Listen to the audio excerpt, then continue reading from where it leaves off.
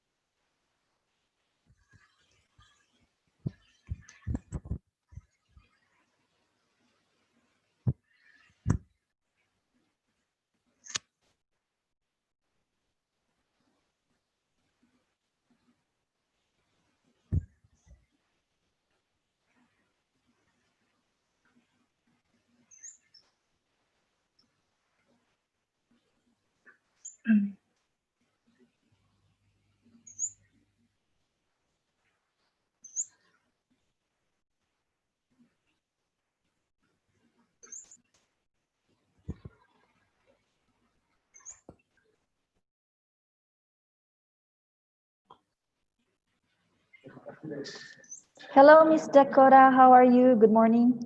Hello, I'm good. How are you? I'm good. That's good good. to see you. Good to see you again. How's the weather there? Very rainy. It's just started. Very big rain. Where do you stay? I'm in Sanur. Ah, okay. Yeah. It's wet season. Every day. I think I've been here a few wet seasons. I think this is definitely the wettest it has been in a long time. It's been raining every day. Oh, yeah. Mm. The same here too. Okay. Huh? Miss Dakota. Yes. Do you teach English for kids also? Yes, I do. I teach English for, at the moment, I'm teaching SMP and I'm also teaching university, but I have taught children in the past before as well. Oh, yeah. I see. Mm. You have your own English course, right?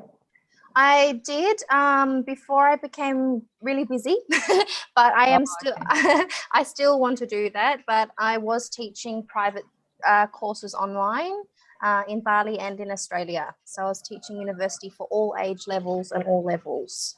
Oh, that's great. I love it. You're still continuing your study. I think you said that you had an examination. No, I finished all of that. I've already graduated with my honours. So I've done my postgraduate studies. That's all finished. Yeah, so done. Oh, okay. So it means that the exam for the students, maybe, or what I was talking about the exams for the students. So I was conducting and marking exams for my school. Okay. Yeah.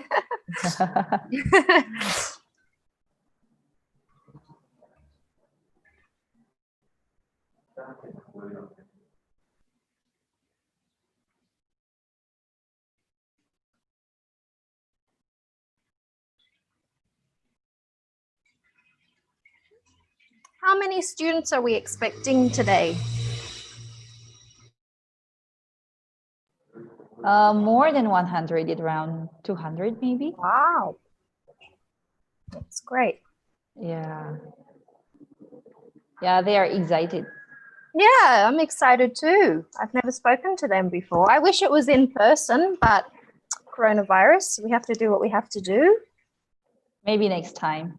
Maybe, I hope so. We can meet in person. Definitely.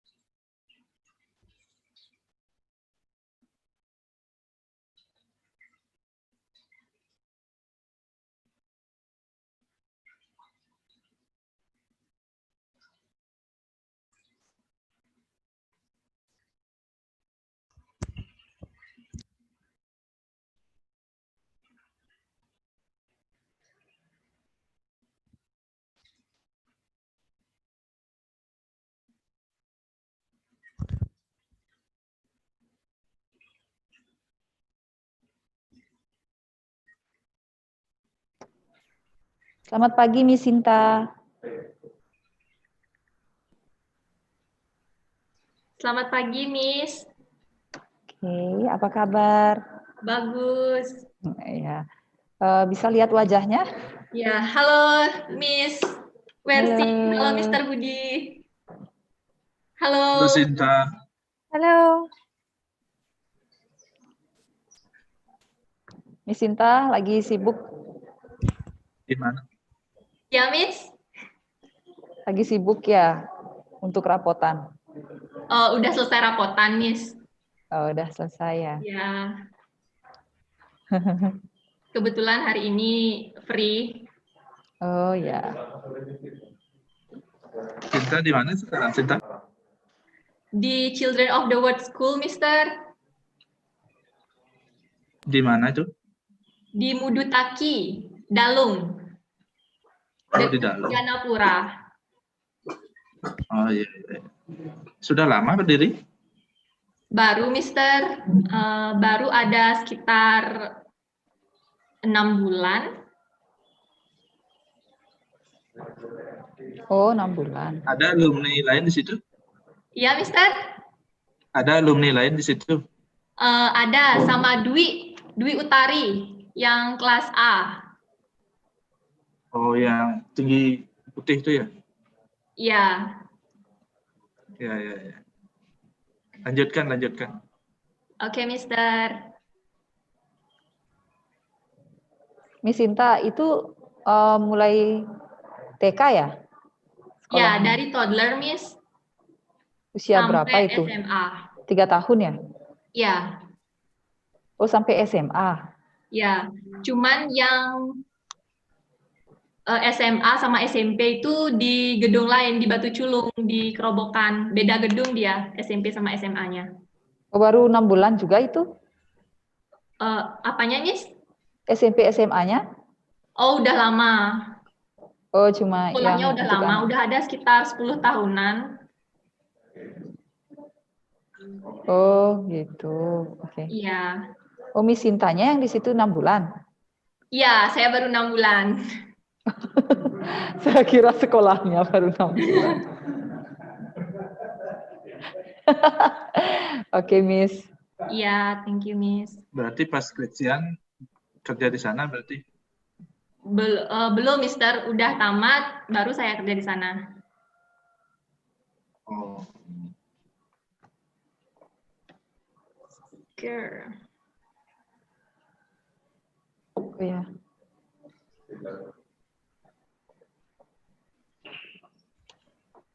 Okay. Yeah, it was nice to see Miss Wersi and Mr. Budi. Yeah, it's nice to meet you again. Nice to meet you too. Well, we'll start in 4 minutes. Okay.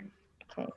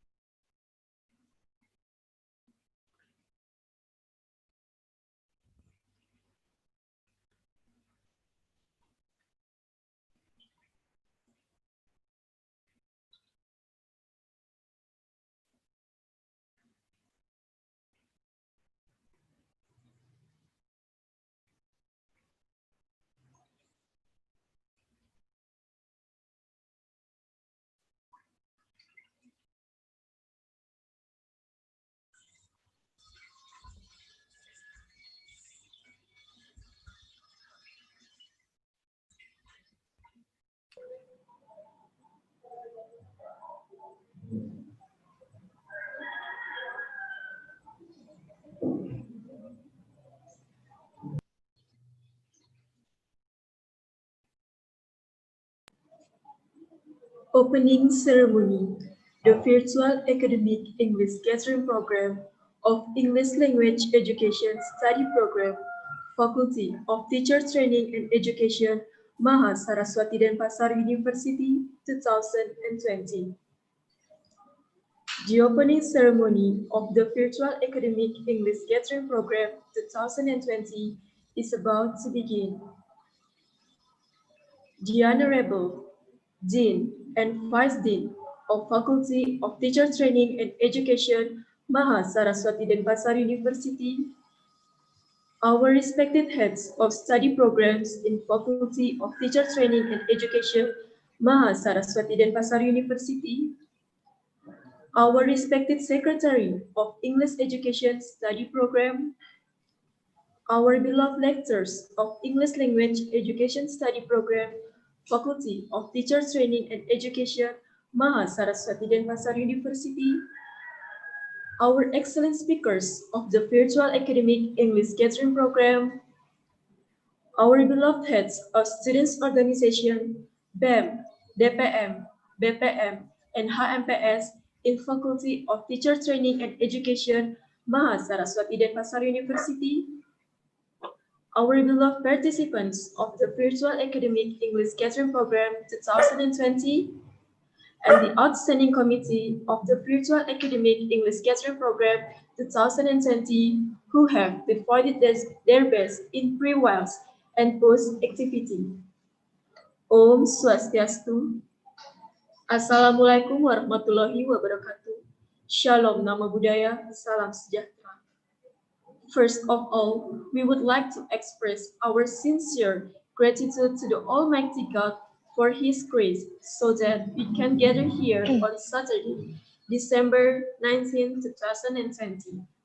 In accordance with the Virtual Academic English Gathering Program of English Language Education Study Program, Faculty of Teacher Training and Education, Maha Saraswati Denpasar University. First, prayer. Ladies and gentlemen, prayer begins.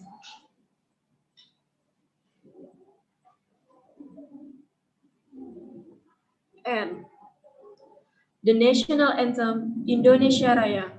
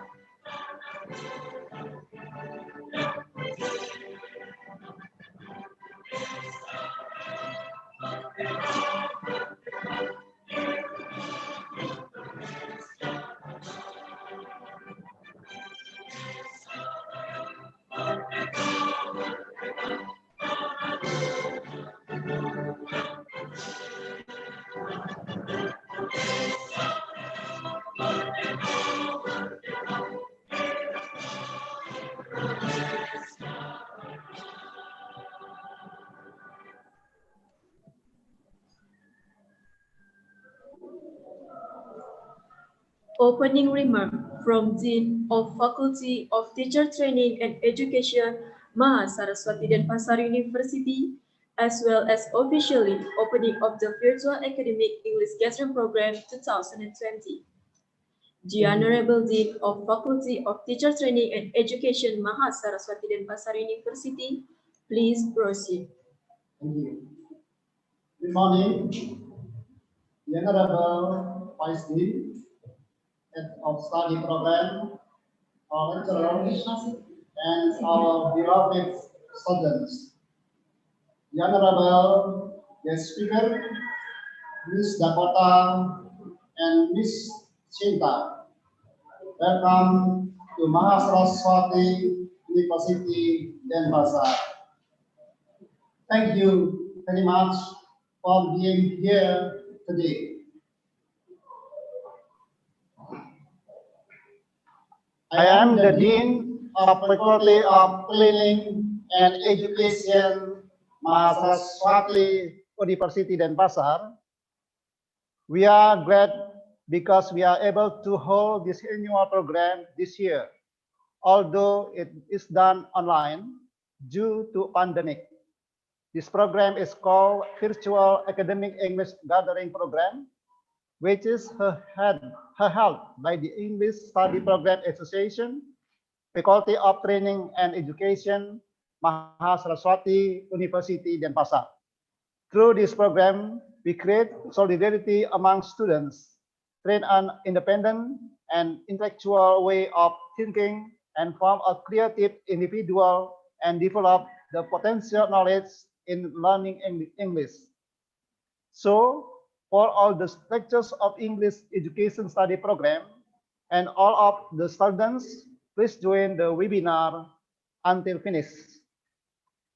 There will be much knowledge that we can get from this program. I am the Dean of Faculty of Training and Education, Mahasaraswati University, Denpasar, officially open this virtual academic English gathering program 2020. Thank you very much.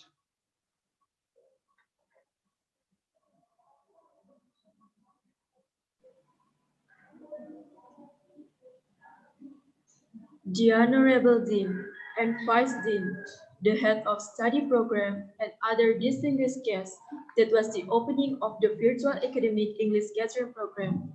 Thank you for your nice attention. Without compromising our respect for distinguished guests who have another agenda can leave the Zoom. Thank you. Thank you. The next agenda will be hosted by a moderator.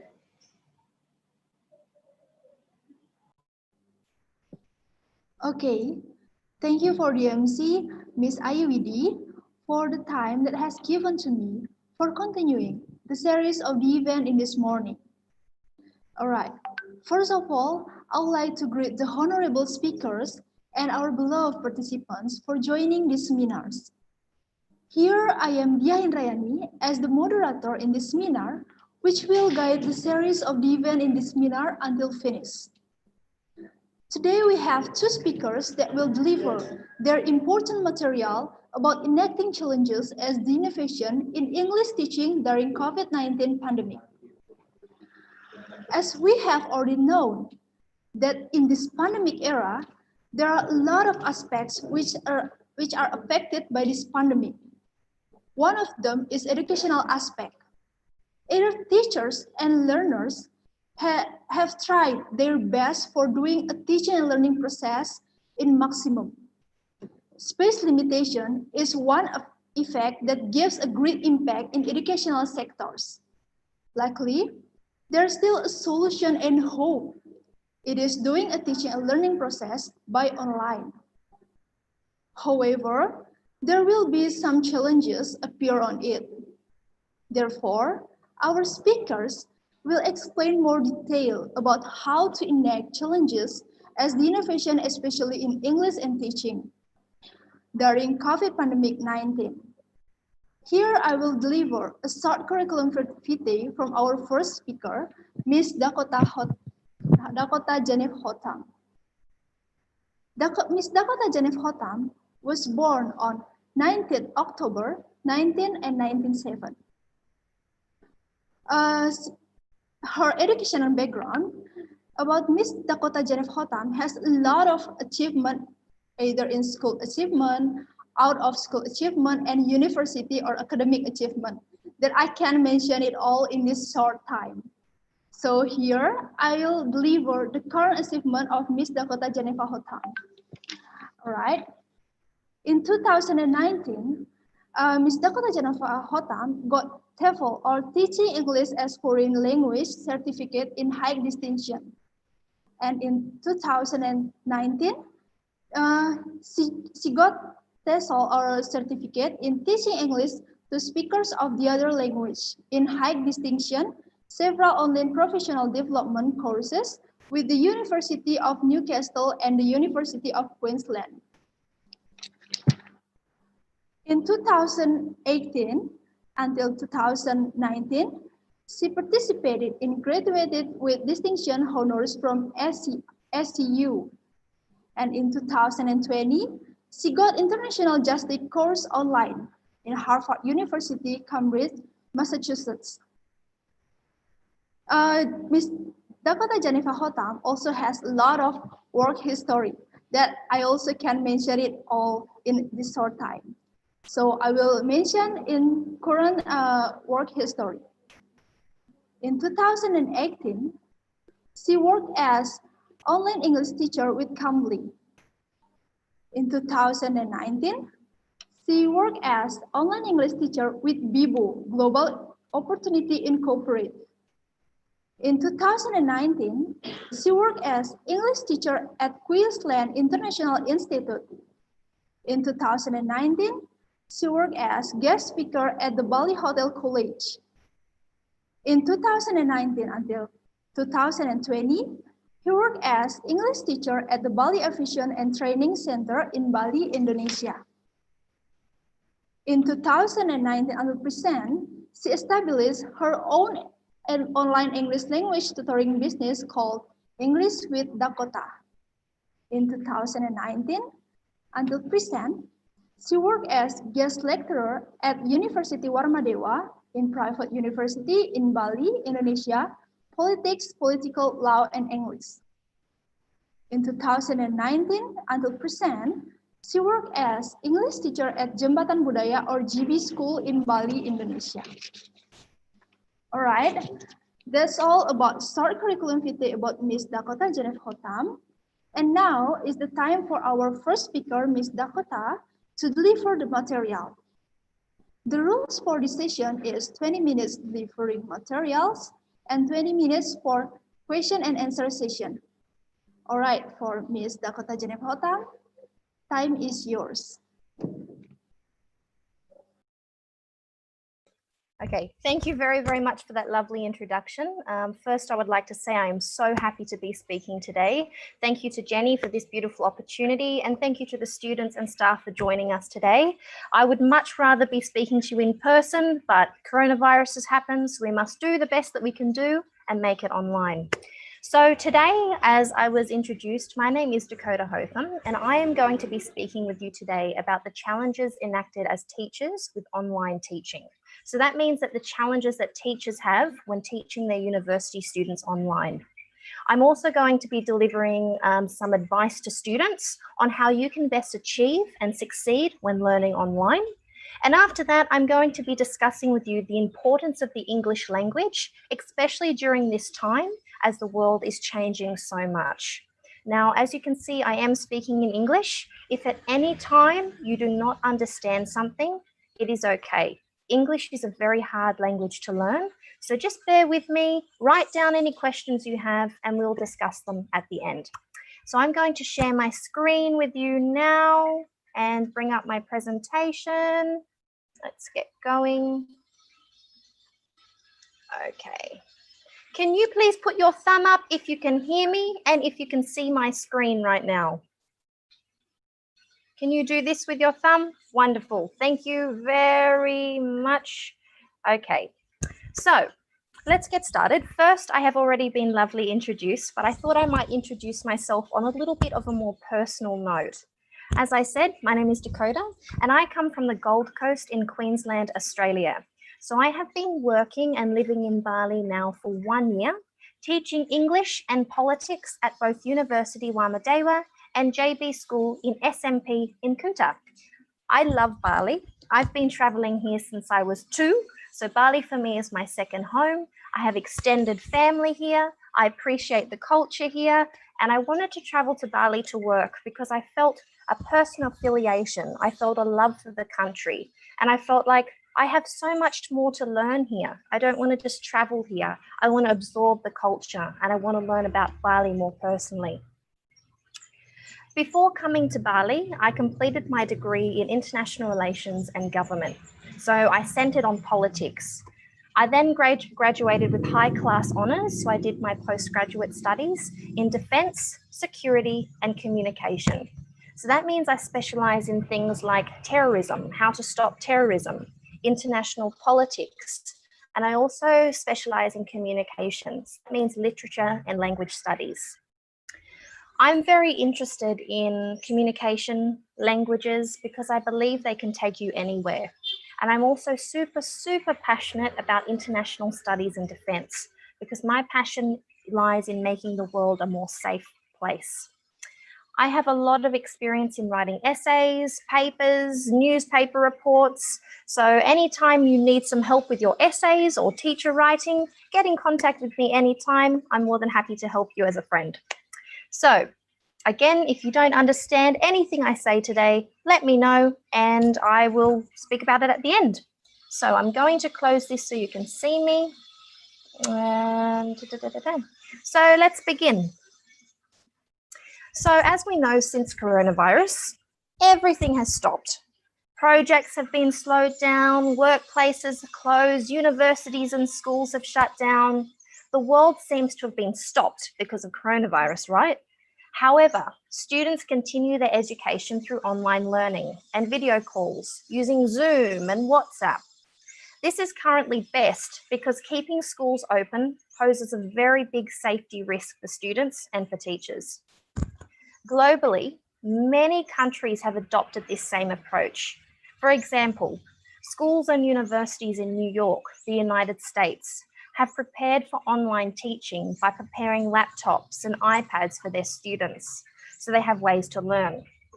As of early April, education authorities distributed around 500,000 laptops to their students in New York. That's a lot.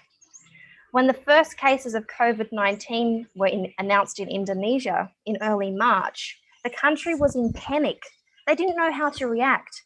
They didn't have the money or the resources to help their students like other countries like America does. On March 14, Jakarta Governor Baswedan, sorry if I pronounced that wrong, he said that all universities, universities and schools were to be shut, and the students had to find ways to learn for themselves.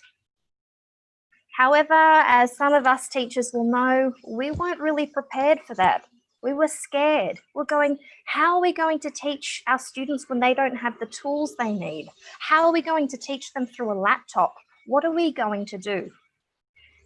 In Indonesia, the true sufferers of the government order of schools and universities to be shut are those that are less fortunate. The students that don't have enough money to buy laptops or tablets. They lack devices and therefore they lack the opportunity to learn appropriately online. Unlike places like New York that give you a laptop, Indonesia doesn't do that. So their students are left to fend for themselves. They're left to think of ways to learn when really a lot of them, their money is short. So as teachers, how do we help them? How do we support them when we have limited resources? This causes us a lot of stress because when we are a teacher, we put ourselves in a position to help. That is what teachers do. They want to help students. They want to give them the best opportunity to learn. So there's been a lot of stress on how we can do that when there's really not much to do. And in such a short amount of time, how do we change everything that we've already created to make it suitable through a laptop? It makes it very different. Some of my students I work with told me they were feeling mixed feelings. One of my students said to me, doing in-home learning or online school was confusing. And we didn't have much practice on how to use the computer. So I had to learn that myself while learning English, science, maths. It was so much to do. Students reported that learning program was even more stressful than regular university. Some of the common reasons for this included normal classes may have been difficult, but having friends next to them made it a lot easier. They had people to sit next to, people to talk to. They had a social setting. Online classes take that social setting out of it. They have no friends to be with. They have no teacher to talk to in class. The whole point of university or school is also to have people next to you to learn. So online learning makes that difficult. Many students participating in online learning programs also say that the workload is bigger because you have to learn the program, you have to read a book, you have to watch a video, you have to hand in your assignments. There's a lot more to do than just sitting in a classroom. Having your lecturer in class too means that you can go up to them and ask them questions at any time. They can read your assignment then on the spot. They can write things on a whiteboard or show you a PowerPoint in class. But when online, teachers' time is limited, so we don't have as much personal interaction or intercultural communication like we normally do. So that is some challenges that both teachers and students face on a daily basis when teaching online. So as we can see, as many of you have experienced, students and teachers, coronavirus has had a really, really big impact on the teaching community. Now, let me talk about how teachers are impacted through my personal experience. First, I want to talk about the idea of neophobia. Now, you may be thinking, what is that word? Weird word. Neophobia is a major thing that is happening throughout the world during online learning. Neophobia is the fear of new things or the fear of change. And this follows into technophobia. You may laugh at this and say, who's worried about technology? But actually, many teachers are feeling this because they are worried that one, their teaching will not be as good online as it is in the classroom. Two, their students will not learn as much. So there is stress that there is so much to do and so many people to talk to, but all they can do is see them through a computer screen. I have been a teacher in Bali for over a year, and I've been online teaching since April. There have been good things and bad things, but today I want to tell you about the things I had to overcome and how I did that. Maybe the teachers online today can relate, and maybe some things you might learn from. And any students that wish to go on to education or teaching or leadership in the future, please take this on board because these will be challenges that you will face too. Challenge number 1, meeting the needs of everyone online. Now, this is a big one. Teachers know that all their students are unique. Their personalities are unique, their looks are unique, their religions, their backgrounds, their cultures, and so is the way that they learn. So everyone is different, and that means everybody's learning style is different too. Teachers need to plan, monitor, and respond to each student in order for them to grow academically. In other words, when designing and learning courses or programs, they need to make sure they keep a few things in mind. And these are the things that I've noticed when planning my classes. We need to think about student needs, what they need to grow, what they need to become smarter and more successful. We need to think about their backgrounds. What are their religious backgrounds? Are they from a wealthy family or are they from a poor family? How can we help them with online learning? Student perspectives, so what they believe, what they think is right, what they think is wrong.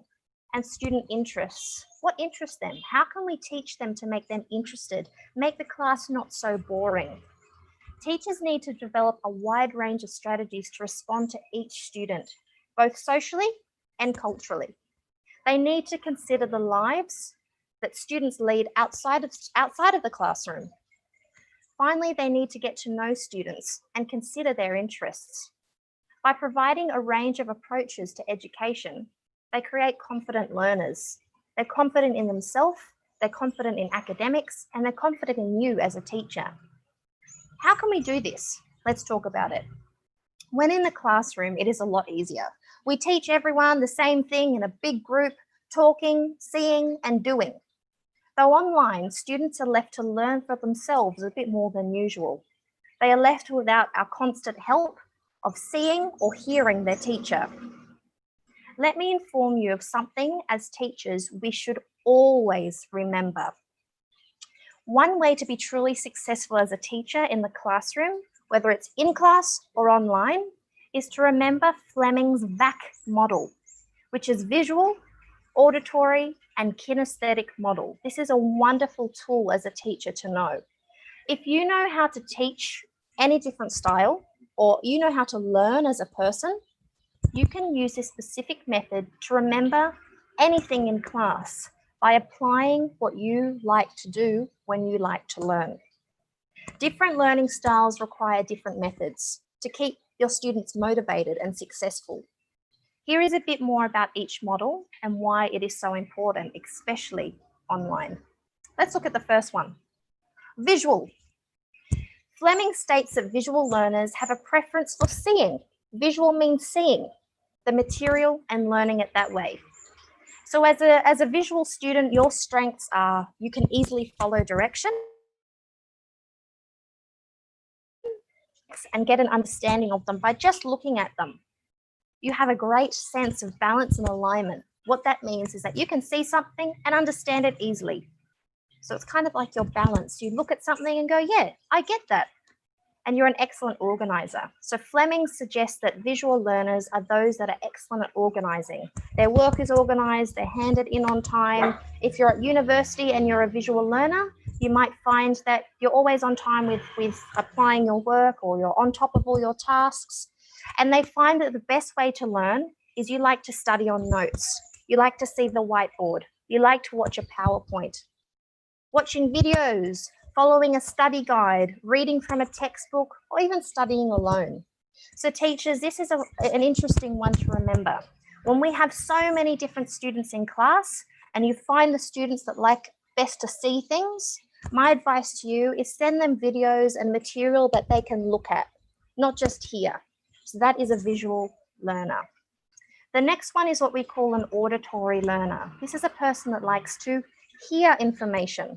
So they don't have to see it or do it, they can just hear it. So you might have some students in class that, you know, they never turn their cameras on, they just chill like this in the classroom with their earphones on. Sometimes those students best learn like that. They're happy to just hear your voice and they retain the information just by listening. Strengths of the auditory learner include they understand small changes in a tone of a person's voice. So if you are a teacher and you are delivering information that is very important, auditory learners will easily retain that information and understand it. They write responses to lectures. So they like to write and then they will speak them back to themselves when they study. So da-da-da-da-da, and they'll easily remember it. They like speaking assignments, so speeches or group projects where they need to talk. They enjoy storytelling, solving difficult problems, and working in groups. The best way to teach these students is to ask them to speak in class. Get them to make recordings or class notes and tell them to go home and listen to them. Read assignments out loud and study with a partner or group. So maybe online they can start a Zoom meeting together for class assignments. So as a teacher, do you see the different ways that we can get students to learn? And your job will be a lot easier because you're providing them with methods to do at home. And the last one, we'll get through this soon, is our kinesthetic learners. Kinesthetic are people who like to do. I am personally a mixture of I like to see and I like to do. These people are people that like to write notes and create sticky notes and draw on the whiteboard. They have great hand-eye coordination. They're quick to think. They're excellent at doing, and they're very active. They like art and drama, and they have high levels of energy. The best way to teach these students online is ask them to go home and create a project. Please go home and write something about this topic and send it to me tomorrow. Please make a video for your assignment. If you have an essay, please make a video for me to watch. Draw something for me. Maybe you can draw a diagram or make a diagram or a graph online. So that is a great way I get my students who are kinesthetic learning online to be engaged. I give them activities that get them to do something in class. So some people are a mix of two or more. Some people are just one type of learner. So as teachers, our job is to try our best to give them the best opportunity to learn, and that is by meeting the needs of each of our students. That takes time, but it's worth it. Have a look at this solution table that I have made. This is a solution to meeting the needs of all different people online. The way that I as a teacher overcome this is by recognizing the need to keep in frequent contact with students and understand that various kinds of discussion can accomplish different goals. For example, setting up discussions provides students with opportunities to problem solve and show their growing ability through speech. So maybe in your Zoom lesson, you can ask students to have a debate or talk to each other in class. Also, setting up discussions that provide a social outlet for students incorporates the social aspect of learning. So you know when students are in class together, they have each other to rely on. Online, they do not. So get them to talk to each other in class. That fosters that social aspect back into the classroom. Group projects include group projects where they need to talk to each other. It's also important to note that sending private emails to your students in a professional way, encouraging praise or congratulating them on their achievements is a great way to build a through the computer relationship with your students. This way you can check on their absency too, make sure they're not absent all the time. And such deliberate attempts, especially important in demonstrating effective communication. And your students will learn from this too. If my teacher is talking to me online, then I have no excuse to participate too. So other methods include PowerPoints, videos, music. Music is a great way, especially because university students have a lot of stress. So putting on some music while you're talking or putting on some music while you're having a writing class, lets them chill, lets them relax and lets them get into the moment. I do this by giving assignments that include all three, so auditory, visual and kinesthetic. For example, students, please watch this video and listen to the words that they are saying. Then write what you get from that, what you understand from that speaking. Do you see how I've included visual, auditory and kinesthetic? So I've included all visual and learning methods into one assignment. So this is very important as a teacher. Moving on, talk. The next challenge is not really knowing the LMS or the learning system. This was a big one for me. Coming from Australia to Bali, Bali really do use different ways of teaching and different online methods. Most universities have invested in online offerings, also invested in resources in their LMS system. There are a lot of them out there. Each institution in general will commit to one of them. These include Zoom or the Google Classroom. I use the Google Classroom a lot at school and we use Zoom a lot at the university. Each of these LMSs has features common such as rosters, grade books, attachments, uploads, etc. However, the ways each of them handle that data is completely different. Some systems even change their rules every day. So whatever the details of your system, many online instructors struggle with this because they're creating classes and they're also trying to learn the online system. That can become very stressful. This is difficult as a teacher as we already have a lot of work to do. We want the best for our students, but we also need to do what is best for us. So remember, some of your teachers, this is for students, some of your teachers are also older. So with all due respect, they don't come from a society or from a culture that always uses technology. So for our older teachers, when learning a new system, that can be very stressful for them. They feel like they're defeated. They feel like they're not doing enough. So that's why we have to be a bit more patient with our teachers. I have found that the best solution to this is taking a few minutes of the day to find online tutorials. YouTube is a great one. I use YouTube all the time for things I don't understand.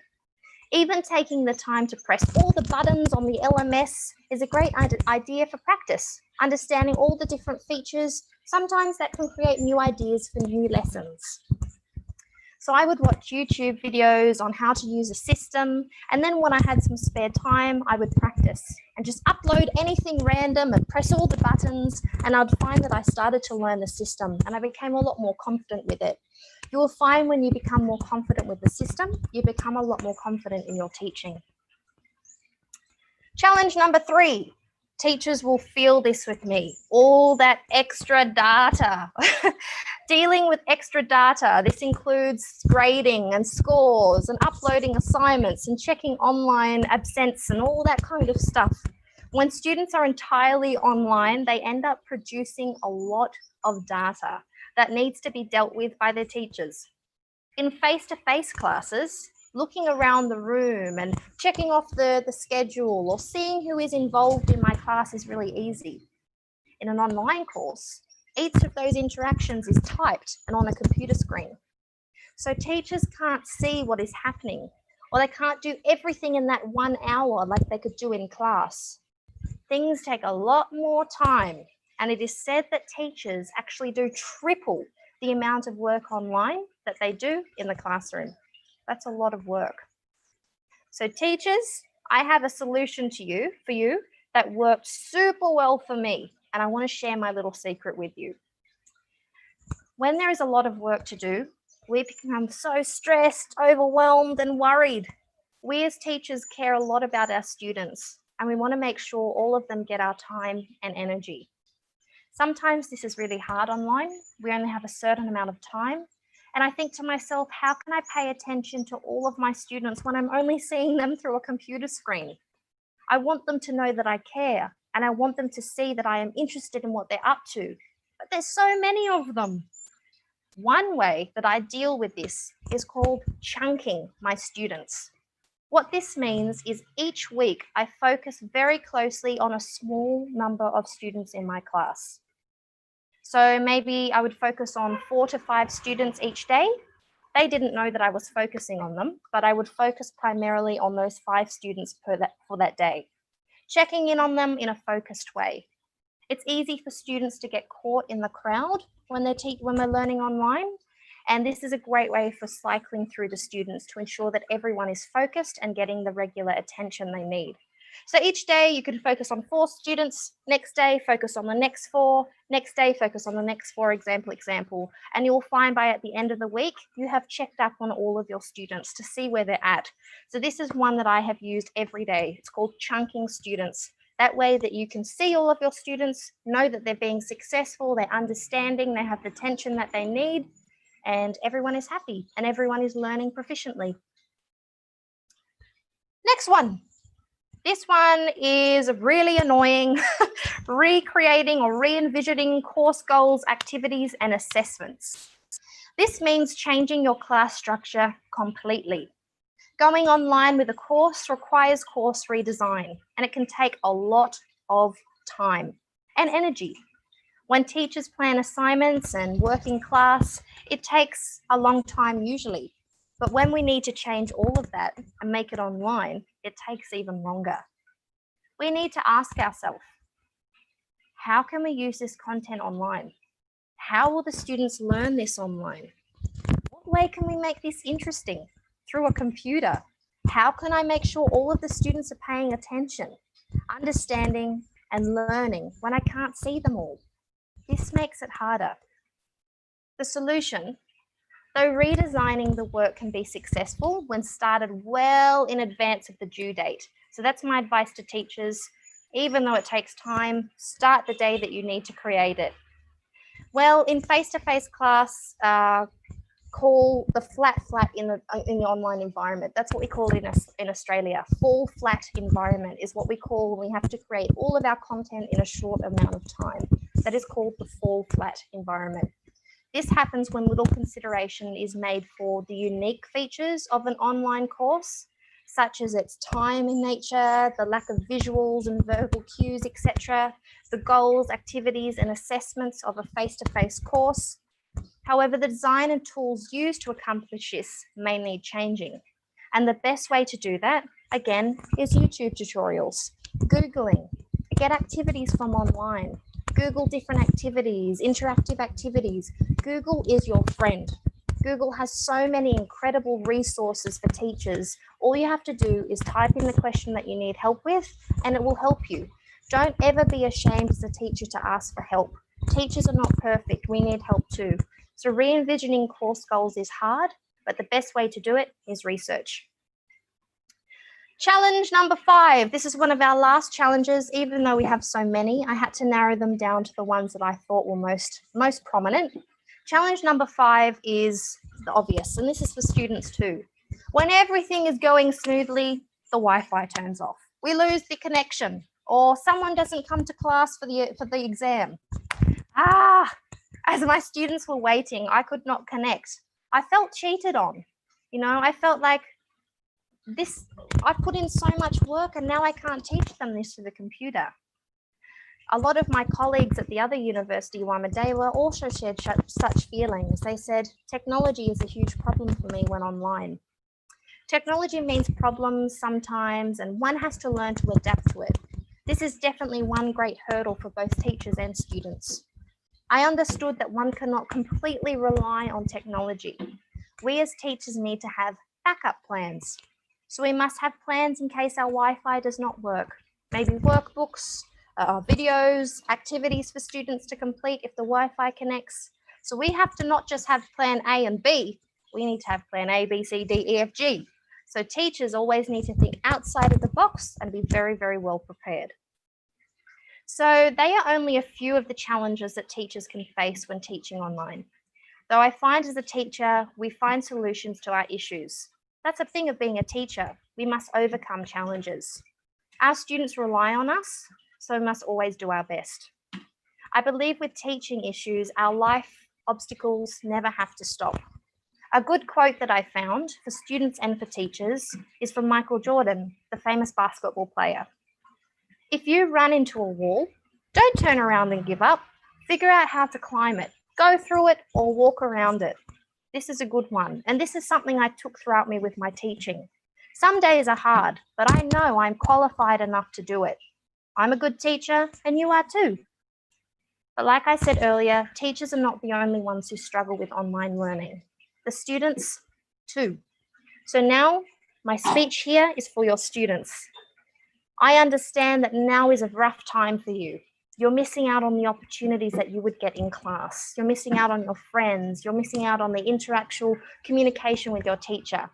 So I want to give you some tips, students, on how I learn online and also from a teacher perspective, how you can succeed. Tip 1. Now this one might seem a little bit la la la, but it is crucial and it is super important. And this is for teachers too. Self-care. Self-care is important to your successful learning, as a healthy mind and body is needed for learning. Advocate for learning needs. Now, what I mean by this is ask your teachers for help. Teachers too, ask your supervisors for help. You know, participating in class, ask them for ways. I learned by this, miss. Can you teach me this way? Or miss, can you give me some extra work? Because I don't really understand. That's called self-care because you're talking to the teacher about your needs. Schedule breaks. I can assume that as university students, you have a lot of exams. Some of you may be just beginning, some of you may be graduating. It's a stressful time. Balance your time. Learn, take breaks. When I was doing my honors, the way that I did this is I would actually write on a little whiteboard. I would say 30 minutes study, 10 minutes break, 30 minutes study, 10 minutes break. And it really worked for me. My mind was clear, my body wasn't tired, it helped. Maintain healthy habits. Your brain, like your body, needs rest and exercise. Get sleep. That's a big one. Get off your phone, sleep. Stay hydrated, drink lots of water. Go outside, be in the sunshine, and eat well. Your body is just as important as your mind. Look after them both for your studying. Tip number 2. Time management. Now, a lot of you might think that you have this, but as you get into higher grades of university, this will need to improve a lot. Time management. One of the biggest benefits of online learning is it's flexible. So it means you have freedom. But sometimes too much freedom can pose a lot of challenges for students. You need to find ways to structure your time for when and where you learn best and keep track of your learning. So write down to-do lists, okay? Write down the time for studying. Writing down is a great way to remember things because it's in front of you. Set aside time for learning. Again, like I said, you could have hour blocks or 10-minute blocks or 30-minute blocks. Everyone's learning is different, so find the way that you learn best and write it down. Okay, I've had 30 minutes break. I can go have a drink or I can go have something to eat. Keep that going. That will help you succeed. And track deadlines. Write down in a diary or on a to-do list when things are due. Okay, and minimize distractions. This is a big one. Our phone or our drinking or our partying, whatever it is, remember, you're at university, you were given a great opportunity to study, okay? Give it your best. Give it the best time that you have. Okay, great, 10 more minutes, I'll be done. University is a great opportunity for you to succeed in your future, so give it the best you can. Make sure you minimize your distractions and focus on the opportunity that you have. Tip number 3. Students, online, community, and social learning. When we are online, we feel a little bit isolated, and it's okay to feel lonely. We all feel like that. We miss our friends, we miss our social groups. That doesn't need to end. Keep in contact with your friends make virtual study groups. When you study together, science and research shows when one person studies with another person or more, boom, the knowledge is amplified and by approximately 5 times. So if you study with another person, your grades and your success will improve dramatically because you have the ideas and knowledge of another person. So create and meet people online. Keep your teacher informed. Ask your teacher for help. Tell them when you can't come to a class. Tell them when you are sick. Communicate with your teacher. We like to hear from you. We are there as your teacher, but we also understand you have a life. So talk to them. Say, I'm sick. I don't understand this. Please help me. That is a form of community learning because you're keeping a discussion going. Give and expect respect. This is another one. Remember to respect each other online. Coronavirus is a really hard time. People have lost their jobs. People have lost family members, their house. People are stressed. Give each other respect online. Respect your teachers. They're really trying their best to do what they can for you, okay? So that's a really important one. And last one, let's quickly go, logistics, which means the basics. Nailing the details of your learning experience can pay you back dramatically. Make relevant information easily accessible. So sometimes when we are online, we have so much information, it becomes really stressful.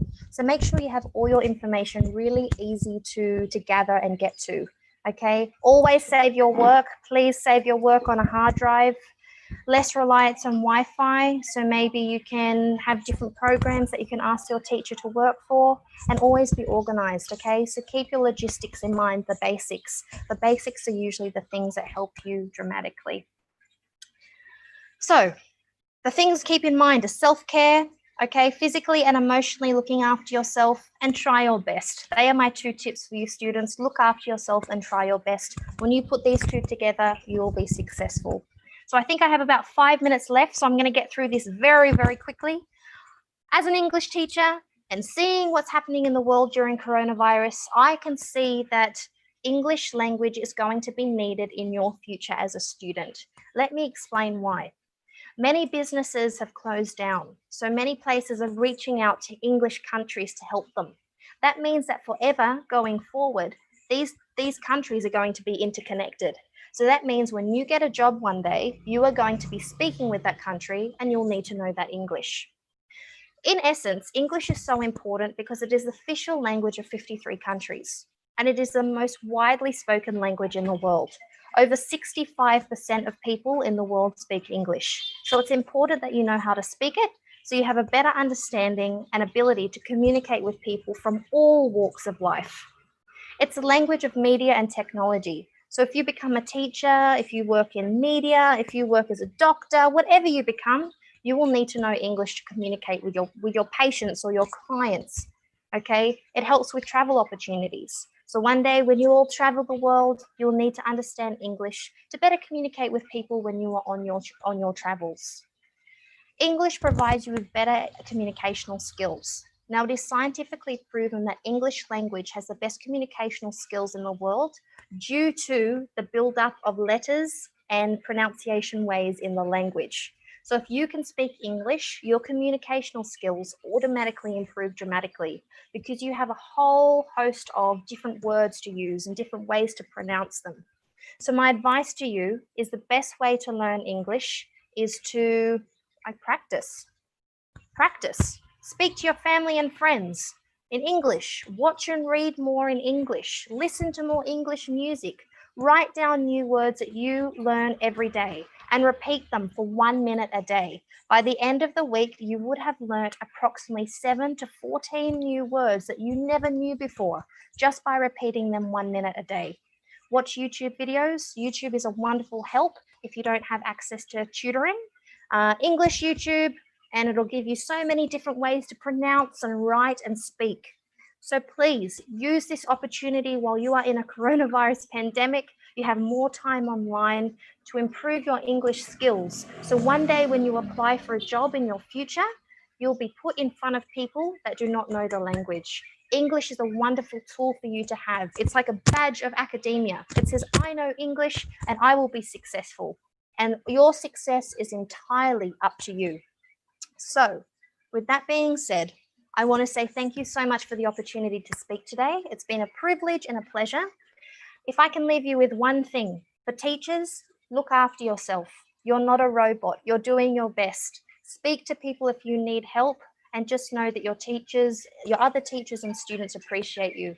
And students, look after yourself too. It's a crazy time and you need self-care, but also remember to be patient with your teachers because we are trying our best. And your success is determined on you, nobody else. It doesn't matter where you come from, how much money you have. All that matters is in your heart that you try your best. I wish you the best. Email me anytime you need help. God bless you and thank you so much. Bye-bye. Okay, thank you very much for the material that has delivered before. It's really meaningful for us, Miss Dakota. You're welcome. Okay, and now is the time for the question and answer session. We have 15 minutes for question and answer. The rules in these sessions for participants that joining the seminar in Zoom and want to ask the question, they can raise their hand or type the question in the chat box. And for the participants that joining the seminars in YouTube, they can only comment on the YouTube. Okay. For the participants who want to ask a question, it can be now.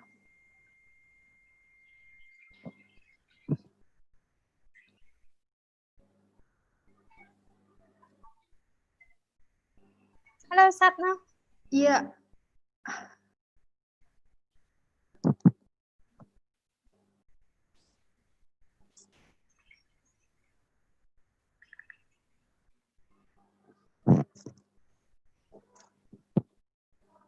Okay, Miss Dakota, there is one question from Sapna.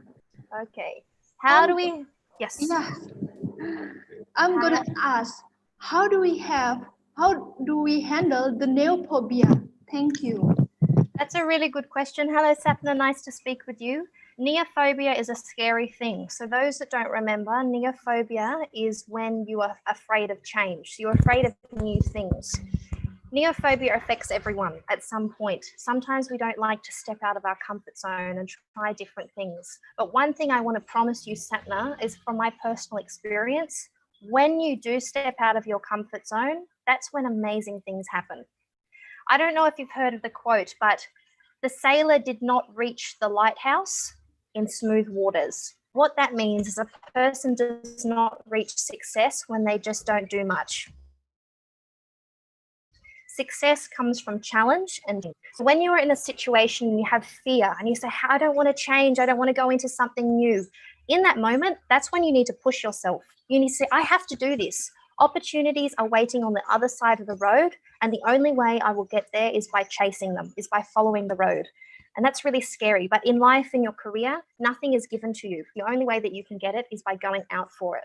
So the way that you handle neophobia is by telling yourself that you can do it. I know that might sound like blasé advice, but I promise you, if you just go for it, your success will come. Thank you, Sapna. Okay, thank you for the explanation, Ms. Dakota. For the other participants, maybe want to ask a question, you can just raise your hand or type it in the chat box or a YouTube comment. Oh, okay. I also have a question for you, Ms. Dakota. Yes. I want to know, what is your strategy for making the online teaching and learning process be better?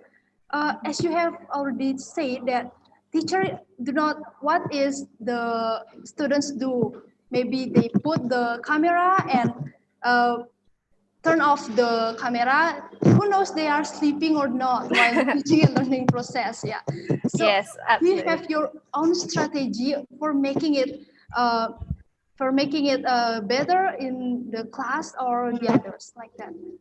Definitely. So that's that's funny because it happens to me all the time. I say to my students, turn your cameras on because I don't know if you're sleeping or if you're awake.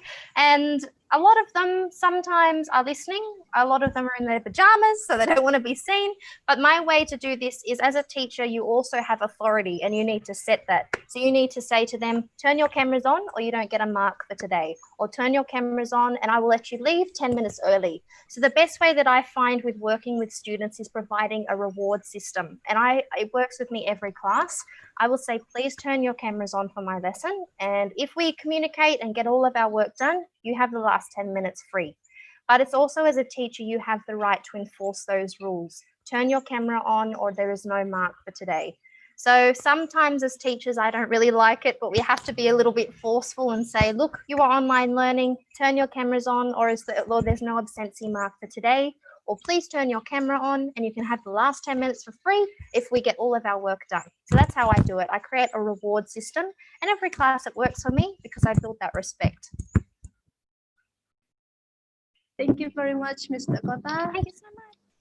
Okay, for the other participants, maybe you have specific questions about teaching and learning process for Ms. Dakota. You only have this change. Okay.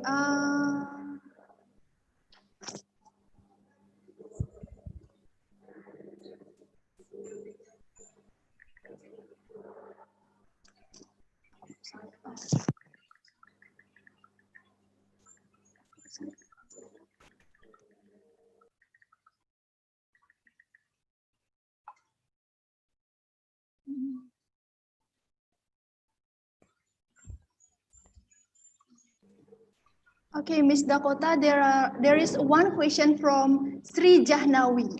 Yes, hello. Okay. She asked, why do we have to develop our critical thinking and solve problems? What we could do to develop it? Thank you. Okay. From Jahnawi. Why do we have to, hi, Janwani, nice to meet you. Why do we have to develop our critical thinking? You guys are in university now, and as teachers, it is so important to get a job in your future that you know how to think properly. When an employer wants to look for staff, they don't want someone who just thinks like this. They need people who think laterally, which means they think outside of the box. So by outside thinking and developing your critical thinking responses, you have the ability to show to the employer that you can think. You know what people need, you know what they want. So developing lateral thinking is a really important skill, not just for university, not just for work, but also real life. So always try and think as openly as you can, not just straightforward, because the world sometimes doesn't work as planned. Sometimes there's problems, sometimes there's pandemics like the coronavirus that we weren't prepared of. So people need to think in advance. How can we overcome challenges? What does this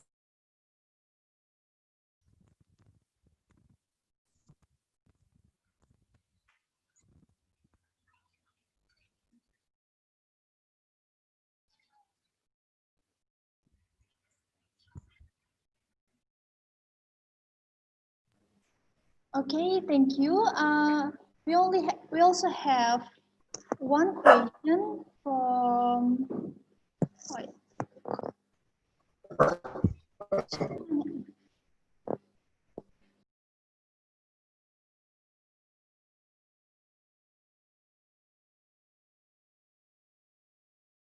Miss Dakota.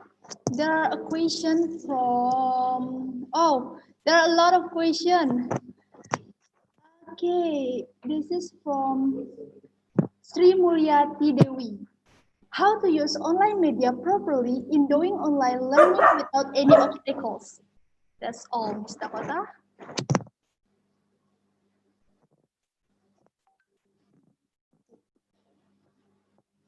I'm very sorry, the internet just broke up on me there. Could you please repeat the question? Okay. This question is from Sri Mulyati Dewi. How to use online media properly in doing online learning without any obstacles? I think I've actually already answered that question, but I will answer it again. That is by online media properly without doing any obstacles. Well, obstacles online are always going to happen. There's always going to be an obstacle. Sometimes the Wi-Fi won't work. Sometimes a student is away. My advice is always plan your classes well ahead of time. And like I said, have plan A, B, C, and D. So always have a plan in case your plan A never works. So for example, if your internet doesn't work, maybe you can provide a workbook questionnaire for your students, or provide a video for them to watch, or a writing kind of test. But sometimes what I like to do, if my Wi-Fi isn't working, I'll actually record a video of me teaching and I'll send it to my students. There's always going to be obstacles with online learning. That's one of the downfalls of it. But as a teacher and as a student, we must always have plans of A to E to G to F, just so that we always have something to fall back on in case plan A doesn't work. So I can't really answer that question entirely with an example because every obstacle is so different. But my advice to you is just look up. So if plan A doesn't work, you can fall back on plan B. Okay, that's all the explanation from Miss Dakota. And also, there is a question from Niwayan Emma. Good morning. I want to know about how a teacher can motivate her students in learning online process. That's a really, really good question. Looking back at the VAC model, visual, auditory, and kinesthetic, every learner is different. So that means that their motivational needs are different too. So if someone is a visual learner, then their motivational needs will be different to that who's a kinesthetic. So as a teacher, our job in class is a bit easier because we can kind of motivate students and see the look on their faces to see if they're engaged. But online, it's a lot difficult. We can't see them. So the best way to kind of motivate your students, my advice is to regularly contact them personally to make sure they're doing okay, and also include different kind of activities during your class.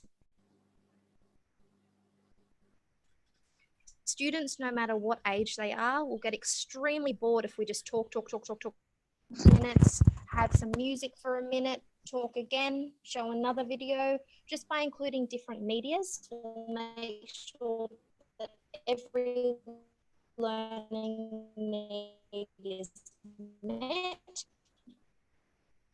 It'll make them more motivated, and also give them praise at the end of every one of my lessons. Motivate them, include different kind of medias, so the lesson's not really boring. Thank you so much. Okay, thank you so much for the explanations. There is a question from Igde Aditya Junaifar. Good morning. I have a problem to study with grammar. Did you have tips to learning grammar quickly? That's all.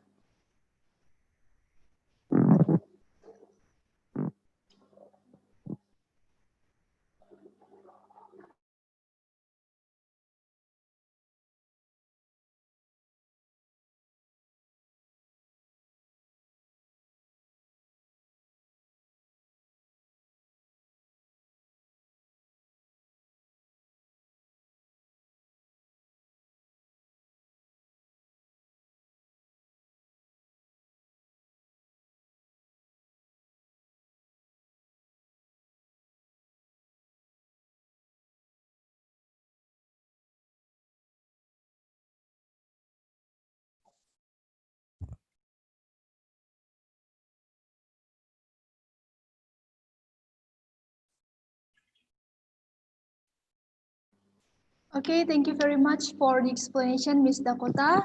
Now we will turn to the second speaker. Okay, thank you very much, Ms. Dakota, for the material that you deliver. Okay, now we will continue to the second speaker. Here I will deliver the short curriculum vitae about our second speaker. Our second speaker today is Nyoman Sinta Kusumadewi. She was born in 25 November 1996. The education background of Ms. Sinta, in 2002 until 2008, she was graduate in elementary school SDN 1 Tibu Biu. And in 2008 until 2011, she studied in HMPS 1 Krambitan. In 2011 until 2014, she was learning in senior high school SMK Wiraharapan in food and beverage service and product. In 2019 until 2020, she was studying in University Mahasaraswati Denpasar in English Education Study Program. Now, Ms. Sinta is work as a teacher of second grade student in elementary schools and also a headmaster of the kindergarten at Children of the World School. Okay, that's all about the curriculum vitae about Ms. Sinta. And now, Ms. Sinta can deliver her material. For the rules is same with the previous seminar. You have 20 minutes for delivering the material and 20 minutes for question and answer session. All right, for Ms. Sinta, time is yours. Okay, thank you very much for the time that's given to me. I will start the discussions, okay? Let me show you the PowerPoints.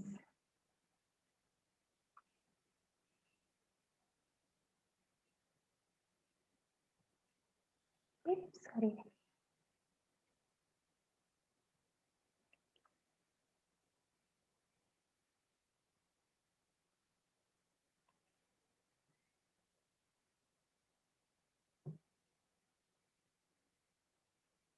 All right, is it quite an interesting term for today that we will discuss, yeah? It's about enacting challenges as the innovation in English teachings during COVID-19 pandemic, okay? All right, I want to say Om Swastiastu before we start the discussion. So, let me introduce myself. Untuk tadi, adik Dayu ya namanya ya.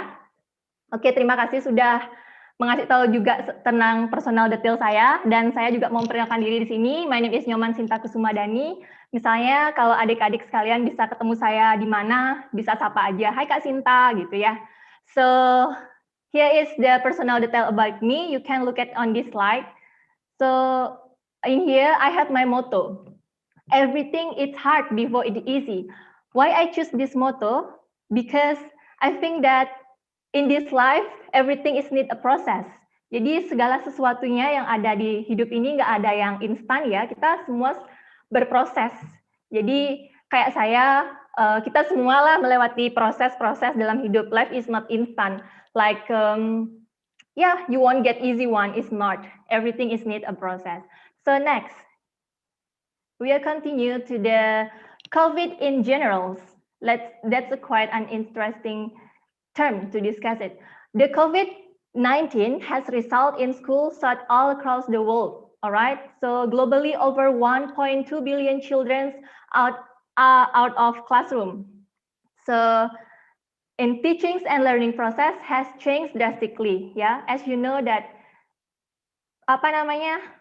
belajar mengajar saat ini sangat berubah drastis karena ada pandemik situasi kayak gini ya. So that's why now e-learning is used where teachings is remotely on digital platform. Alright, so jadi pengalaman saya di sekolah selama saya ngajar, I use media that support the online class. I use Google Classroom, WhatsApp, and Zoom. maybe di antara adik-adik semuanya pasti memakai kayak platform classroom meeting yang lain ya, like Google Meet, Caesar, and many more media online class yang bisa kita pakai pada saat online learning kali ini. So I only use these 3 online learning with my students. So next,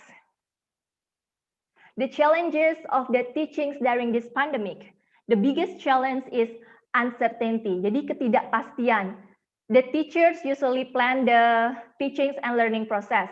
Jadi guru-guru itu biasanya membuat rencana pembelajaran, apa sih yang mau diterapkan di dalam kelas, mau ngajarin apa sih. Jadi kita pasti merencanakan pembelajaran itu ya. Okay, during this pandemic, is it slightly difficult to plan because we don't know when pandemic is end and is going next week to be the last of the online learning and is the next month going to be the last, so we don't know, but we always need to be prepared ya. So I'm very hope that this pandemic is udah berakhir cepat gitu ya. Mungkin kita semua pasti berharap pandemi ini segera berakhir ya. Next, and the second, students' ability to comprehend and understand the lesson. Jadi dalam pandemi ini, dalam saya mengajar, we don't know whether they fully understand the lessons or not. Jadi saya belum tahu pasti anaknya itu udah ngerti sih apa belum sama apa yang saya jelaskan. Mereka benar nggak sih mengerjakannya itu sendiri? Apa bisa dibantu sama? We also don't know their assignment and work is made by themselves or they got help from their parents. So we can only know if we ask them one by one and it takes time. Jadi yang saya terapin di sekolah itu biasanya saya video call muridnya itu one by one. It needs take time, but it's okay. Jadi lebih tahu anaknya itu sudah mengerti sih apa belum sama apa yang sudah saya jelaskan. Jadi tidak hanya sekedar saya memberikan informasi, mengirim video pembelajaran saya untuk mereka, cuman mereka hanya mengerjakan dan mengumpulkan tugas. Dan tugasnya itu dikerjakan benar semua. Jadi saya masih ragu, mereka udah ngerti nggak sih? Atau orang tuanya atau saudaranya yang membantu mereka mengerjakan. Jadi saya pikir, saya nggak percaya nih sama mereka. Saya harus ask them directly one by one. Benar nggak sih mereka mengerti? Jadi dari saya ask them, maksudnya video call mereka one by one, dari sana saya tahu anak itu sudah mengerti apa belum dengan apa yang saya jelaskan. Jadi itu lebih baik walaupun memerlukan waktu yang lama. But it's okay, it's better to challenge that, the challenge the teachings during this pandemic. Itu bagus, lebih tahu anaknya, lebih tahu kemampuan siswanya itu seberapa. Okay, next. Okay, another challenge for me as a headmaster in kindergarten. I have the biggest responsibilities include managing the kindergarten teachers' work, managing administrative of the kindergartens, and besides, I also have to make yearly program. Even in this pandemic, as a result of the pandemic, yearly programs is different than previous years. Jadi saya mempunyai challenge yang sangat besar di sini sebagai kepala sekolah TK. I don't even know that saya dipilih untuk menjadi kepala sekolah TK dan I'm get at that challenge and I do it. So kalau saya tidak mencoba dan nggak melakukannya, nggak mungkin saya tahu saya bisa atau nggak seperti itu. Jadi di sini saya mempunyai tugas untuk mengecek kinerja dari guru-guru TK sudah melakukan tugas-tugas mereka atau belum, memanage mereka. Even though I have had something in this part, like guru TK-nya itu lebih tua dan lebih berpengalaman mungkin dari saya masih less in experience ya. But I won't try my best, and I take this challenge to be a headmaster in a kindergarten. So merasa tidak enak kepada teachers yang lebih tua itu saya alami di sekolah tempat saya bekerja, but ya pelan-pelan saya harus bisa memposisikan diri sebagai yang lebih tinggi dari teachers itu, dan hopefully mereka juga mau menerima saya dengan kemampuan saya seberapa dan mau saling bertukar pikiran walaupun mereka lebih berexperience, tapi saya baru, tapi saya kedudukannya lebih tinggi, dan saya I really enjoy my job, and I really think that it's a quite hard challenge for me, but I do it. Okay, the pandemic curriculum is called, the programs is called a curriculum COVID-19, darurat COVID-19. So jadi saya membuat kurikulum darurat COVID-19. The curriculum has different than in a teaching schedule. The students only learn half day, about 2 until 3 hours instead full time. Jadi mereka di sekolah nanti rencananya nggak full time, cuman setengah hari, 2 sampai 3 jam di sekolah. So jadi itu perbedaan antara kurikulum yang biasa, kurikulum yang normal in the previous years, dan kurikulum yang darurat COVID-19 ini. And we have to implement the health protocol in school. For example, we have to make sure students keep their distance, always wash hand, and use hand sanitizer, and etc. Ya, that's a must ya. Di dalam situasi pandemi seperti ini, kita harus tetap menjaga kesehatan, memastikan kalau anak-anak di sekolah itu udah sehat dan mereka harus jaga jarak, tetap cuci tangan, dan memakai hand sanitizer.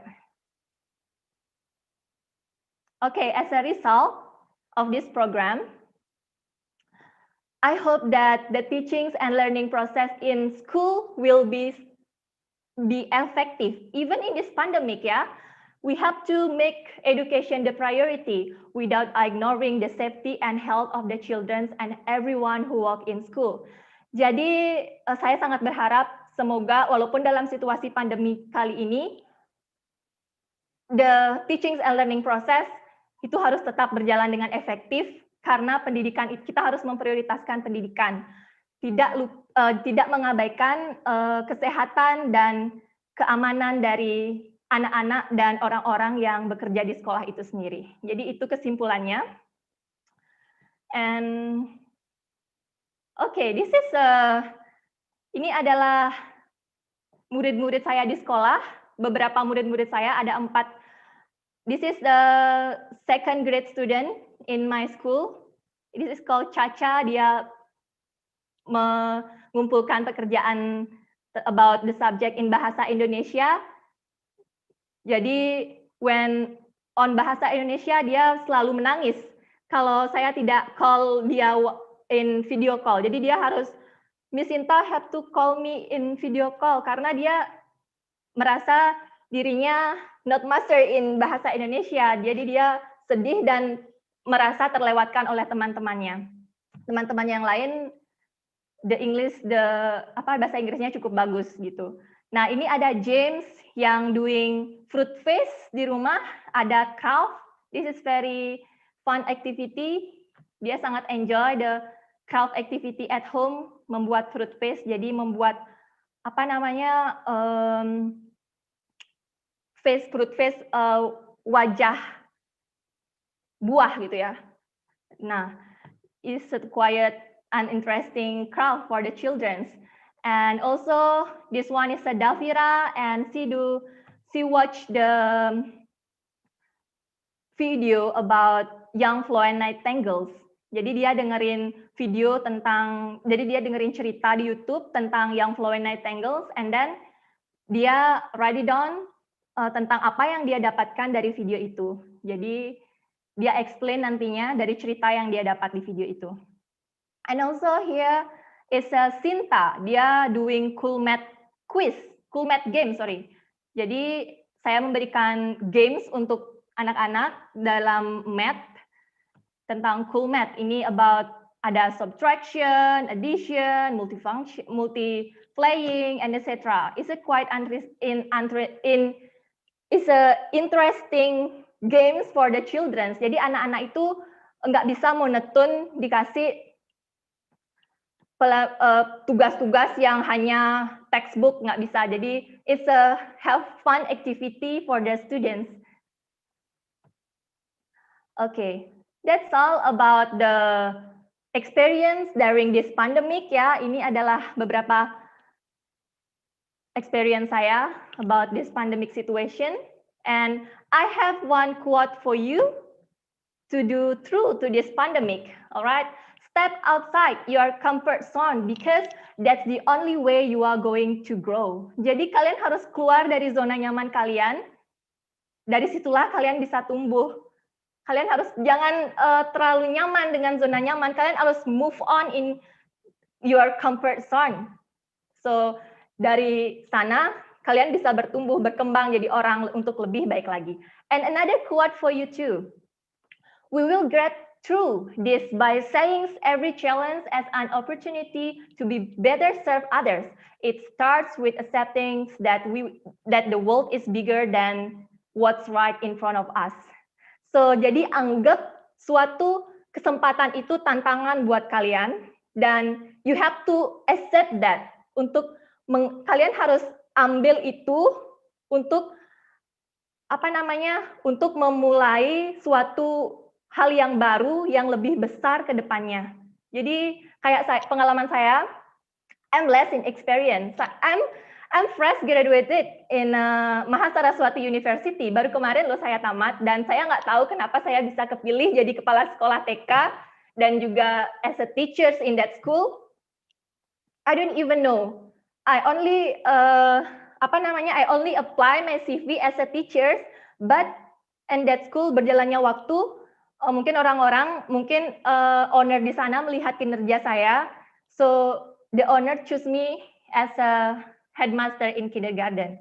This is very bigger responsible for me. Even I say I'm less in experience.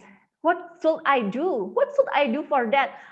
So I feel that saya harus cari buku-buku. Bagaimana sih cara saya untuk memanage guru-guru? I have to gimana ya caranya memanage orang itu?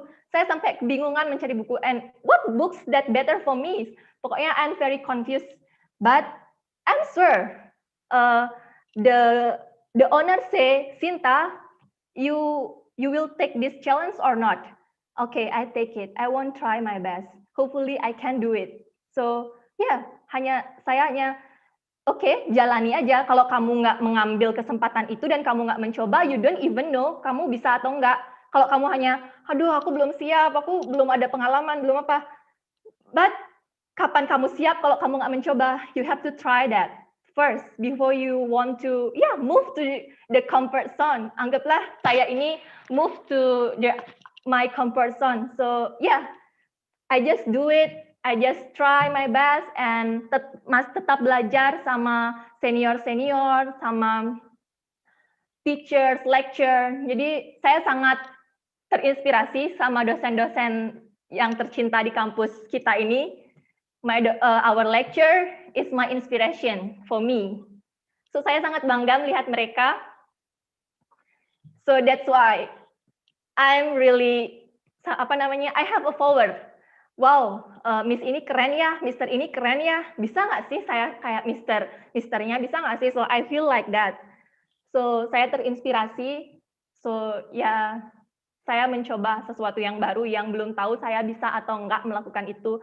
Tapi saya mau mengambil tantangan itu sebagai kesempatan untuk saya menjadi lebih berguna ke depannya. Okay, question time for now. Any question for me? Okay, thank you very much for the material that have you delivered for Ms. Sinta. Yeah. Now we open the question and answer session. The rules also still same. For participants that joining seminar Zoom, they can raise their hand or type in the chat box. And for the participants that join the seminar in YouTube, they can only comment on the YouTube. For these sessions, the Q&A session, you have 20 minutes. So the Q&A session started now.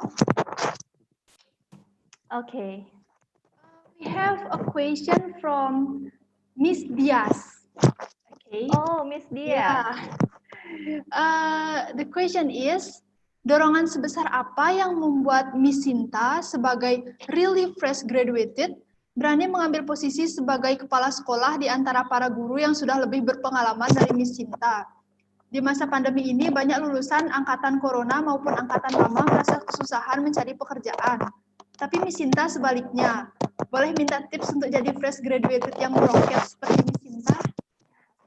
Oke, di akhir kata-katanya Ade terputus-putus deh. I'm so sorry. Can you repeat one more? Okay, I will repeat it from the beginning. Ya. Dorongan sebesar apa yang membuat Miss Sinta sebagai really fresh graduated berani mengambil posisi sebagai kepala sekolah di antara para guru yang sudah berpengalaman dari Miss Sinta? Di masa pandemi ini banyak lulusan angkatan corona maupun angkatan lama merasa kesusahan mencari pekerjaan. Tapi Miss Sinta sebaliknya. Boleh minta tips untuk menjadi fresh graduated yang meroket seperti Miss Sinta? Terima kasih. Okay, thanks for the question, Miss Diaz. You are as my inspired as a lecturer ya, Miss Diaz itu termasuk dari inspirasi saya, dosen inspirasi buat saya juga. Semua dosen-dosen itu saya pokoknya terinspirasi dari semua dosen-dosen saya. I'm really inspired of my lectures. Jadi kenapa bisa sih saya dalam situasi kayak gini bisa mendapatkan posisi ini? So I don't know. So I just think that saya hanya tekun mungkin mengerjakan sesuatunya apa itu yang diberikan tugas, tetap tekun dan kerjakan. And selalu responsible dengan apa tugas yang diberikan. Nggak tahu di tempat saya bekerja itu saya dipilih. And I get it and I do it. Mungkin ini sesuatu yang nggak terjadi pada semua orang. Some of my friend pasti juga ada yang lebih sukses dari saya, I don't know. Tapi kita nggak pernah tahu suatu hal itu datang dari kita kapan, dan mungkin saya hanya lebih dahulu mendapatkan hal ini sebelum dari teman-teman saya. Mungkin teman-teman saya pasti nanti bisa mendapatkan sesuatu yang lebih baik dari saya, atau mereka sudah lebih tinggi dari saya, sudah mendapatkan pekerjaan lebih bagus. I don't know. So ini hanya mungkin kesempatan untuk saya, dan saya ambil. That's it. Tips kenapa sih bisa baru fresh graduated udah bisa dapat kerja, udah dipilih jadi kepala sekolah. Intinya tekun, berusaha dan kerja keras, dan jangan lupa selalu berdoa. Dengan setiap usaha tidak akan pernah mengkhianati hasil. As you know, right? That's it. Thank you. Okay, thank you, Miss Sinta. There are also some questions here from Gong Adi. Oh, that's my friend. Okay. Hi, Miss Sinta. It is nice to see you on Zoom. I have a question. How to know and ensure that e-learning works effectively and runs well in kindergarten? And any tips to share with? Thank you in advance. Thank you. Okay. It's quite difficult, in kindergarten, the students, it's very small and cute. Jadi gimana sih kira mereka online learning sama kindergarten? Jadi harus bilang dulu sama orang tuanya, harus make a schedule with the parents, kapan kita mau melakukan online learning with the students, kapan kita, they just only send the assignment. So make a schedule with them, their parents, sorry. So jadi it's quite hard ya. Jadi ada parentnya yang sibuk, harus nggak bisa ngumpul tugas, bisa malam baru dikumpul tugasnya. Itu tantangan banget untuk teachersnya. Ada seorang teachers yang bilang sama saya, Miss Sinta, bapaknya ini kemarin ngirim tugasnya malam banget sampai jam 12, so saya harus balas dan harus jawab gitu. Itu suatu challenge banget untuk teachersnya. Sampai waktunya terganggu ya, harusnya deadline-nya nggak sampai malam gitu, orang tuanya mengumpulkan tugas, tapi malam karena kesibukannya mereka. Nah, apa sih solusinya? Ya, jadi kita nggak bisa ngasih deadline time with the parents. Tolong ya Daddy, Mami, anak-anaknya harus ngumpul tugas ini on time hari ini, nggak bisa. Jadi kita harus lihat dulu schedule orang tuanya. Bisa nggak orang tuanya ngikutin video call anaknya? Bisa nggak dia ngumpul tugasnya itu di on time? Nggak harus lewat pada waktu jamnya gitu kan? Itu tergantung orang tuanya. So it's quite difficult ya, but yeah, just do it aja. Nggak ada dilakukan aja sama teachers-nya dan orang tuanya juga, seperti itu. Yeah, thank you. Okay, thank you for the explanations. And this is the question from our first speaker, Miss Dakota Hotang. Hello, nice to see you. Nice to meet you. Okay. The question is, hi Miss, I have a question. You are a young teacher like me. How do you feel about teaching in this year? Do you feel upset or do you feel like you have learned a lot as a teacher? Yeah, I feel like I have learned a lot as a teacher. So it's never stop learning as a teachers, right? We quite learn and learn. We don't even know, sometimes the students ask something and couldn't know the question. What is that? So I don't say I don't know. I don't say I don't know with the students. I just say let me find. Actually I'm not sure. Let's find together. Jadi so let's find together because I'm not sure the answer. So let's find together for answer that question that you want. So we have to always keep learning, right? So never stop learning as a teacher. Yes, thank you, Miss, very much. Thank you very much for the question. Hopefully I can meet you. I hope so. That would be nice. I'd like to talk to you. Yes. Yeah, it's nice. Okay. Next question is from Ana Agung Putu Arsano. Okay. All right. That's my lecture too. Yes. Oh yeah. The question is, would you please to share your interesting experience during teaching students and managing the school during the pandemic? Thank you. Can you repeat one more? Would you please to share your interesting experience during teaching students and managing the school during the pandemic? Thank you. Okay, during this pandemic, teaching and managing the school. It's very quiet and it feels like we hope to post that harus dilakukan dan harus dikerjakan ya sesuatu itu. Gimana sih cara memanage dan mengatur waktu untuk mengajar anak-anak di sekolah? How that you could do? So do the first. So just do it. The schedule, what is the waktunya, kapan untuk mengajar anak-anak, kapan untuk memanage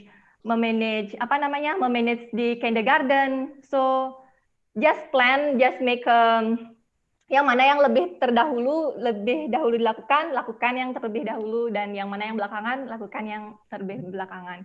So it's quite difficult in this pandemic, but ikuti kurikulum yang udah ditentukan, apa aja tugas yang harus dilakukan, dan that's it. Just run everything, so everything will be okay. And hanya ya melakukan aja sesuatu itu, apa tantangannya, apa interestingnya itu sangat susah ya, during this pandemic, for know the students, to manage the kindergarten teachers work, and teachers work, belum lagi teachers worknya itu bilang sama saya, Miss, anaknya ini belum gini, Miss, saya belum mengerjakan tugas yang ini, Miss, laporannya ini gimana sih cara buatnya, Miss? Belum saya mikirin murid-murid saya di kelas, belum saya memanage mereka in a kindergarten. So, I have to bagi pikirannya. Jadi setengah untuk anak-anak di kelas, setengah untuk manage teachers itu. Jadi jangan sampai bilang, aduh tunggu ya Miss, saya masih ngajarin anak-anak nih, nggak bisa. No, saya juga harus pelan-pelan. Coba saya lihat dulu bagaimana ya bagusnya, ayo kita discuss sama-sama gitu. Terus untuk ngajar anak-anak tetap juga enjoy dan always fun. Selalu mengajarnya itu jangan pernah merasa lelah dan selalu feel that students, biar the studentsnya itu senang dengan apa yang kita pelajaran apa yang kita berikan, biar dia merasa feel enjoy the learning. That's it. Thank you. Okay, thank you, Miss Sinta. This is the question from the YouTube. From Ida Bagus Sedana Yoga. Excuse me, Miss Sinta. I want to ask, if someone cannot speak English and he is sure that he cannot speak English, how to raise his confidence back? That's all about the question. Oke, jadi kalau someone, bukan anak-anak ya? No. Someone. Oke, jadi kalau someone nggak nggak bisa bahasa Inggris, gimana sih dia bisa confident sama ngomong bahasa Inggris gitu ya maksudnya kan? Yeah, exactly. So you have to always practice and practice first. Kalau kamu nggak nyoba, so you don't know kemampuan bahasa Inggrismu. You have to practice with your friend, with your family. Practice makes perfect. Jadi kalian harus practice terus. Saya juga masih terus practice. Banyak sekali kosakata yang perlu saya pelajarin lagi. Grammar juga saya masih banyak belajar lagi. So you have to practice a lot. Kalau kamu mau belajar, kalau kamu mau bisa and to be confident in English, you have to practice. Itu yang terpenting. Make a vocabulary in the write it down the difficult vocabulary in your pocket. Jadi tulis dan catat apa sih artinya ini. So jadi kalian bisa mengingatnya. Saya sih begitu biasanya usually ya. Ada difficult word, saya cari, saya catat biar saya selalu ingat gitu. That's it. Thank you for the question. Okay, thank you for the explanation, Miss Sinta. The next question is from Karin Asih. Okay. Selamat pagi, saya ingin bertanya, di saat kita akan keluar dari zona nyaman, terkadang ada rasa takut yang membuat kita tidak ingin keluar dari zona nyaman itu. Bagaimana cara menekan rasa takut itu dan meyakinkan diri untuk mencoba keluar dari zona nyaman?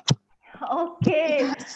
Harus ditekan ya, harus move to your comfort zone. Kalau nggak ditekan dan dipaksa dikit dirinya, nggak akan bisa. Jadi kalau kalian gini ya, kalau kalian merasa belum yakin, saya juga sebenarnya 50-50, saya bisa nggak sih ngambil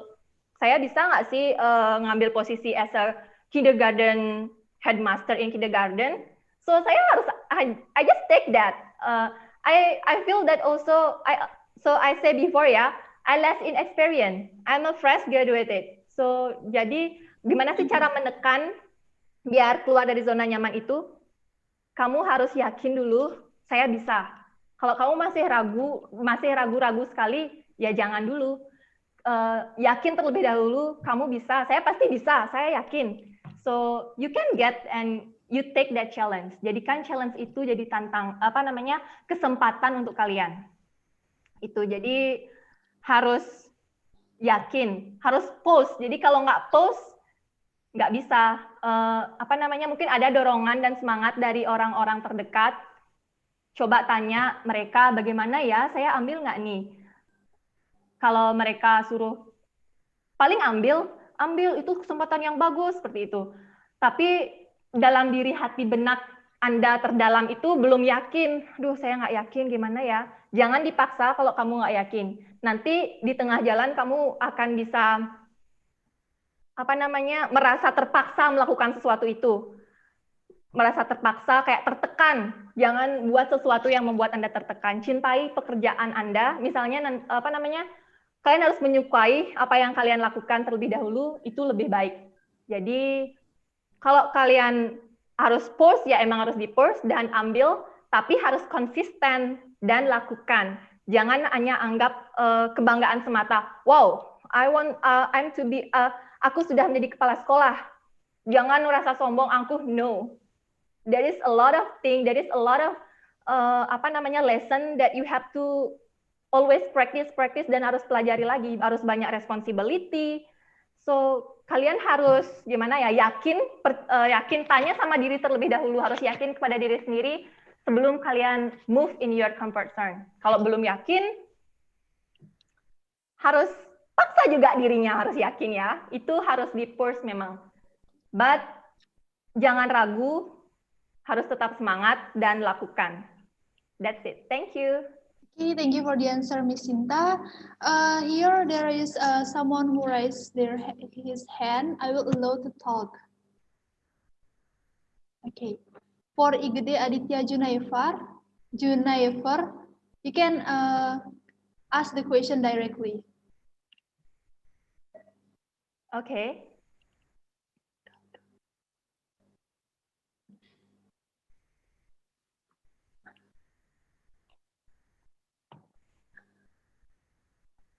I think, didn't raise his hand. Okay, I will move to the Q&A.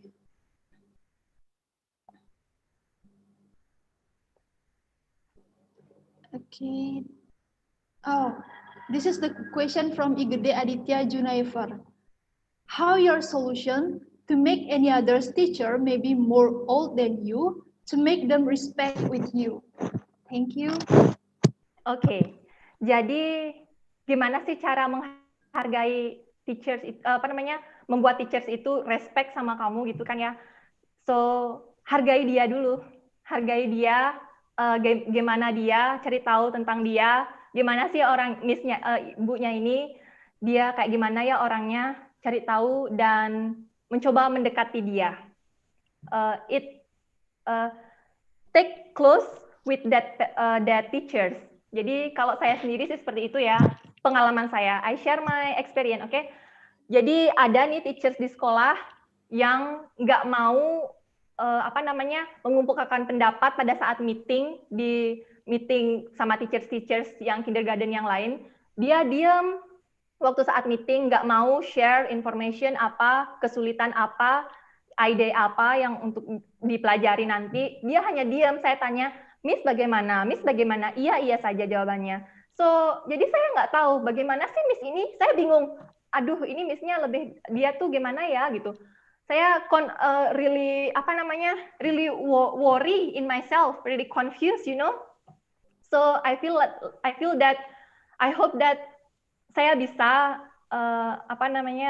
membuat dia biar suka juga dengan saya, biar mau mengikuti saya, apa yang saya kasih informasi dia mau menerima dan ada feedback dari dia.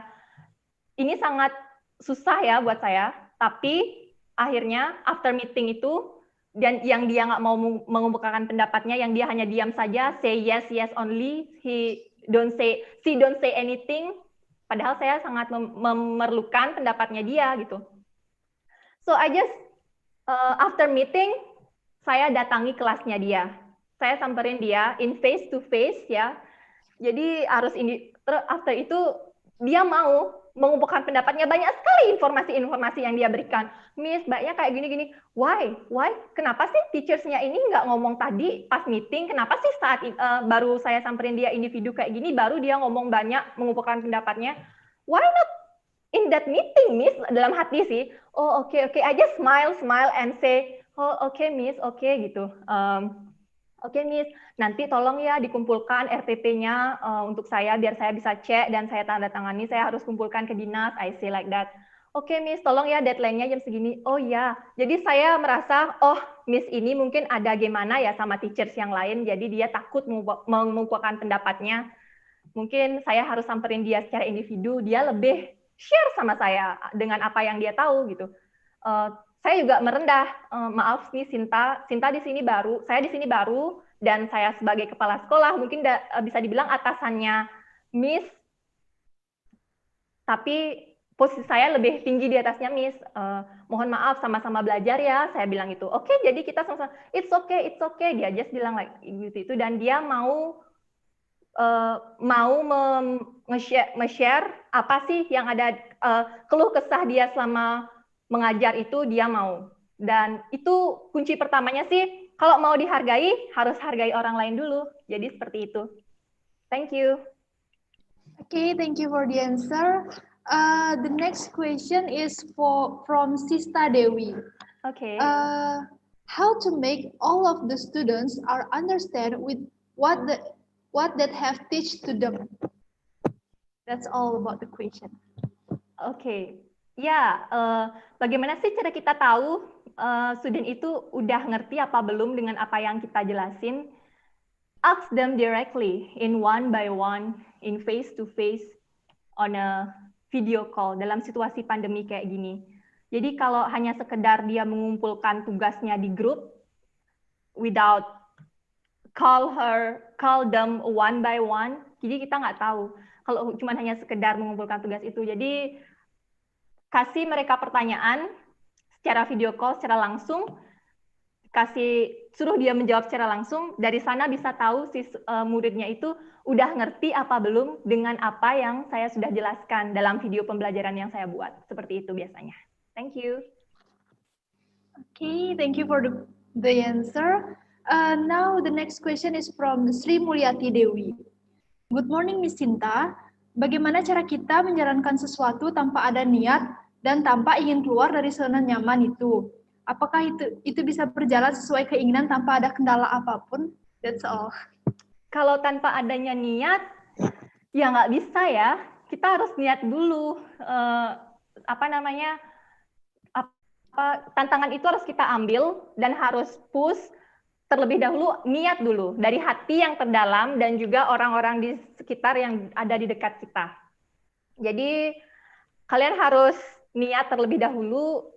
Kalau tanpa adanya niat, kalian nggak akan bisa move in your comfort zone. Jadi kalian gimana ya, masih nyaman di zona nyaman itu, ya udah ngelakuin zona nyaman aja, belum bisa move. Kalau kalian, sudah saya bilang tadi ya, seperti yang saya bilang tadi, kalau kalian terpaksa melakukannya, saya harus ambil nih, ini bagus, tapi terpaksa, tertekan dalam hati. Nanti di tengah jalan kita nggak tahu. Nanti kamu bisa sakit, stres in your mind, terus kamu feel kurus, makin kurus, pokoknya sakit lah gitu kan, nggak bagus. Jadi kalian harus ready dulu sama diri kalian. Kalian harus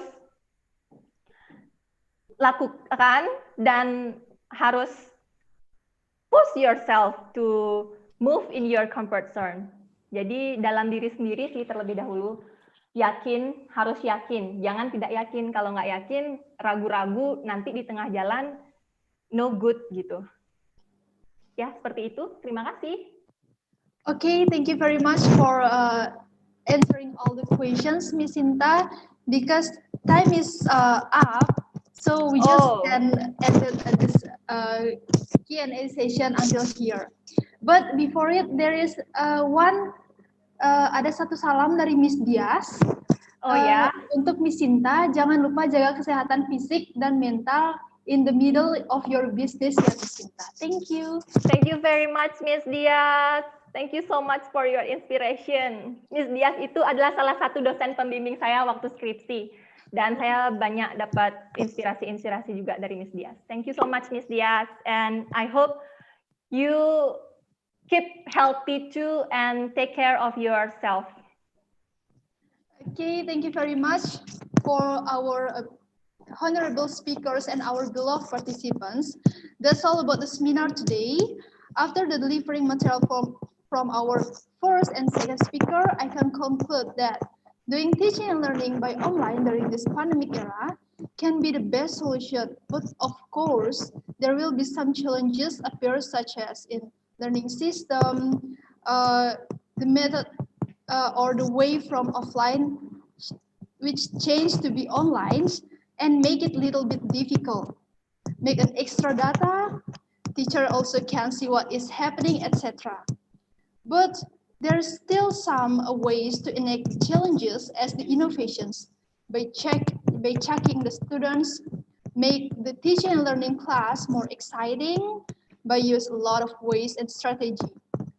Finally, although COVID-19 pandemic ruins every sectors, definitely still a solution and hope to keep it going. Don't make COVID-19 pandemic as the reasons to stop activities, especially in teaching and learning process.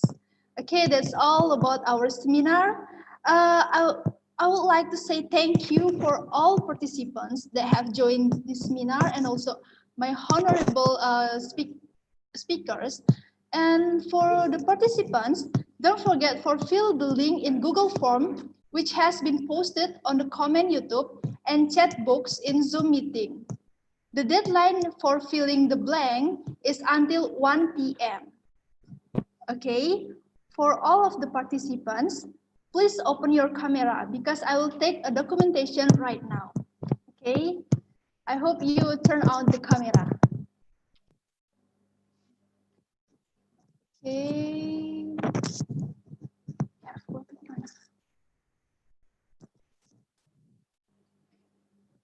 Okay. I will take the documentation right now. 1, 2, 3.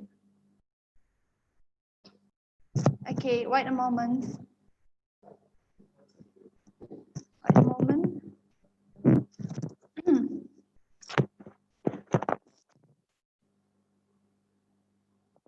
Once again, freestyle. 1, 2, 3.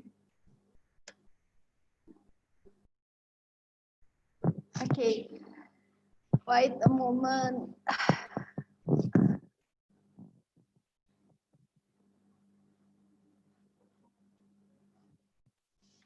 All right, thank you very much. That's all about our seminar.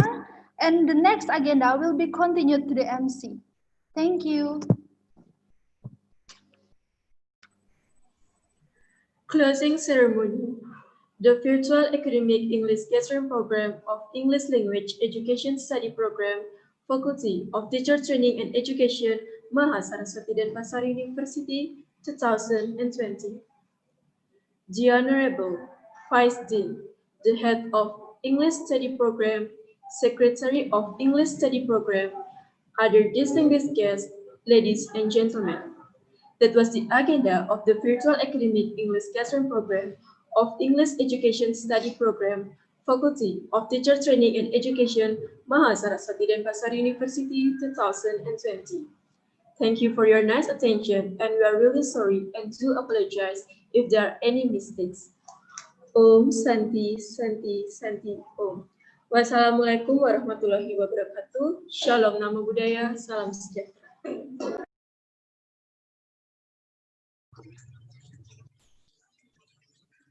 Thank you.